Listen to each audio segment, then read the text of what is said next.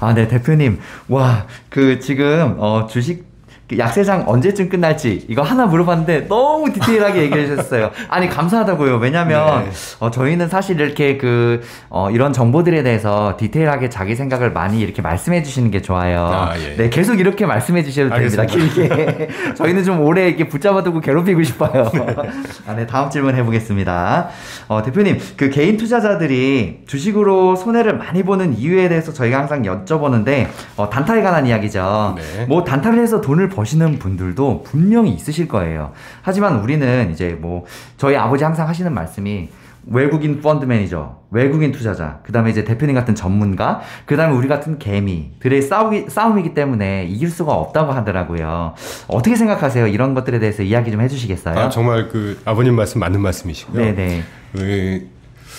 제가 다른 채널에서도 살짝 예를 든 적이 있는데 제가 범죄 다루는 게 채널을 가끔 보다 보니까 여자 교수님이시더라고요. 근데 되게 제가 좋아하는 교수님이신데 그분이 되게 멋진 말을 하시더라고요. 이제 범죄자들한테 하는 얘기겠죠. 모두 너보다 똑똑하다라는 말씀을 하세요. 저도 개인적으로는 되게 액티브한 성격이고 좀 프로액티브한 성격이고 적극적인 공격적인 성향입니다. 그런데 제가 한 24, 5년 정도 이 투신업계에 몸담으면서 간접 운용도 해봤고 애널리스트도 해봤고 고객을 상대하는 세일즈 마케팅도 해봤고 했는데 상품 개발도 해봤는데 그런 제가 24, 5년 경험하면서 깨달은 거는 절대 시장을 이기려고 하면 안 됩니다. 이길 수도 없고요. 네네. 중요한 말씀 해주시네요. 네. 절대 시장을 이기려고 하지 마라. 이 말은 시장이 좋거나 화랑일 때는 그냥 풀 배팅해서 공격적으로 해도 무관합니다. 그러면 이기거나 또는 수익을 낼 수 있는 가능성이 높아지죠. 그런데 지금 국면은 경기가 부진한 국면이고 이건 의도된 연출된 부진인 상황이거든요. 이런 때는 시장을 미리 앞질러 가서 전망을 하고 거기에 맞게 풀베팅하는 조금 공격적인 성향에서는 조금 벗어나셔야 됩니다. 절대 그렇게 시장이 움직이지 않아요. 전 세계에 정말 긴다 난다 하는 투자 전문가들이 참여하는 게 시장이고 아까 말씀해 주신 대로 외국인 투자가들이 저보다 경험이 적겠습니까? 우리나라 개미 중에 몇천억 버신 분들도 있잖아요. 네, 심지어 그분들도 마찬가지일 거예요. 네, 그런 분들보다 시장을 덜 보겠습니까? 네. 세력을 움직이는데 또 세력과 관련된 정보를 덜 알겠습니까? 절대 이기려고 하면 안 되고요. 그래서 제가 비근한 예로 네 번째 슬라이드를 좀 하나 그려봤는데 아주 쉬운 그래프 어떻게 보면 여전히 이 이분법 논리입니다.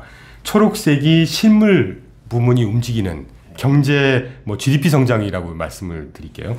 GDP 성장이 이렇게 완만하게 움직인다면 주식시장이라든 금융시장은 단기적으로 올라갔다 내려갔다를 반복합니다. 이럴 때 우리가 이 빨강선을 기준으로 매매를 하거나 투자를 할 거냐, 이 초록색을 기준으로 투자를 할 거냐, 이 차이라는 거죠.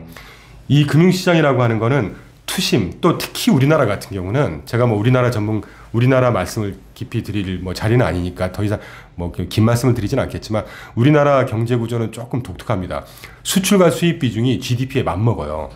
GDP 전체의 80에서 85%를 차지하는 게 우리나라 경제 구조입니다. 그러니까 완전 수출로 먹고 사는 해외 의존도가 굉장히 높다는 거죠. 그러네요. 네. 그러니까 유럽에서 무슨 일 터지면 우리나라가 가장 먼저 빨리 많이 떨어지고 미국 시장 코딱지만큼 해도 그럼요. 우리는 이렇게 반응하더라고요. 그럼요. 그러니까 그 속성을 잘 이해하셔야 된다는 거예요. 그러면 외부 요인에 의해서 심하게 출렁이는 미국 시장도 마찬가지입니다. 미국 GDP 성장률에 대비해서 미국 주식시장도 훨씬 더 급변해요. 그렇지만 미국 주식시장은 이따가도 기회가 되면 말씀드리겠지만 전 세계에서 가장 효율적인 시장, 정보 효율성이 가장 앞서 있는 시장이기 때문에 그나마 변동성이 덜하죠. 이제 그런 속성을 좀 이해하셔야 될 것 같고 마지막으로 제가 두 번째 하나 꼭 여러분께 당부드리고 싶은 것은 저도 예전에 그런 말씀 드렸습니다. 투자자 교육하고 할 때 장기 투자해라. 그래야 꾸준히 열매를 딸 수가 있다. 근데 제가 생각을 몇 년 전부터 바꿨어요.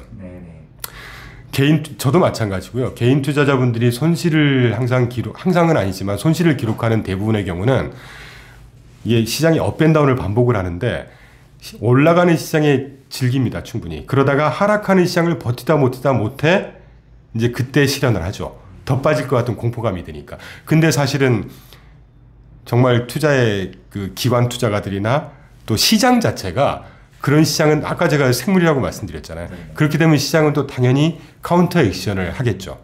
그래서 항상 그 타이밍을 놓치는 거거든요.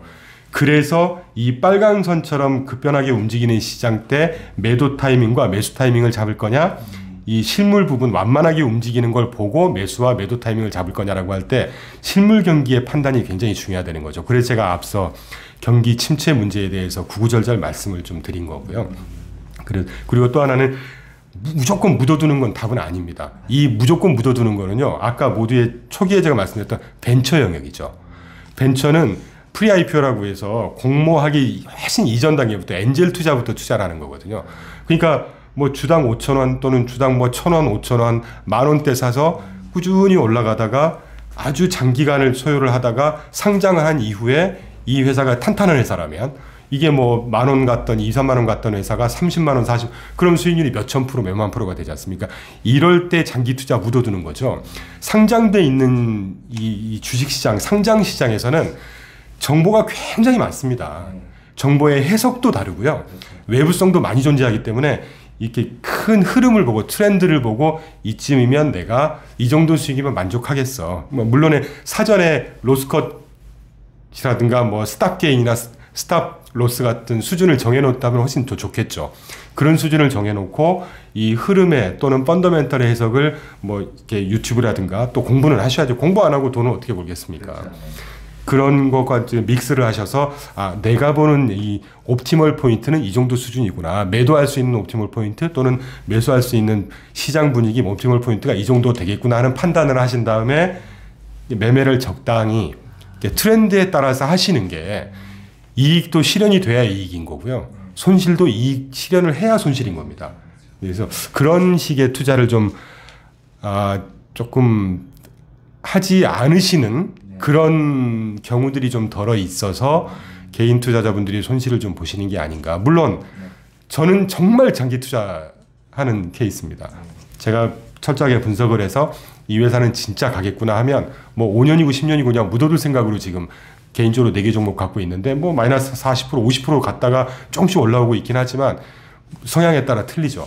저는 그런 손실을 그냥 전혀 신경 쓰지 않고 그냥 가겠다는 주의니까요. 뭐 나쁘지 않겠죠. 그렇지만 투자라고 하는 게 시장이라고 하는 건 그래프에서 보시듯이 그 계속 반복되는 말씀이지만 업앤다운을 반복하기 때문에 이거를 정말 내가 신경을 쓰고 이걸 피해야 되겠다라고 하시면 아까 제가 트렌드에 투자하는 그 트렌드의 기준은 주식시장보다도 주식시장이 반영하는 그 기업의 어떤 가치 또는 그 기업을 또 구성하고 있는 어떤 국가 경제 또는 경제 펀더멘탈 전체 트렌드의 기준에서 매매를 적당히 하시는 게 그나마 손실을 좀 줄일 수 있는 또는 수익을 조금 더 낼 수 있는 방법이 아닌가 하는 생각이 듭니다.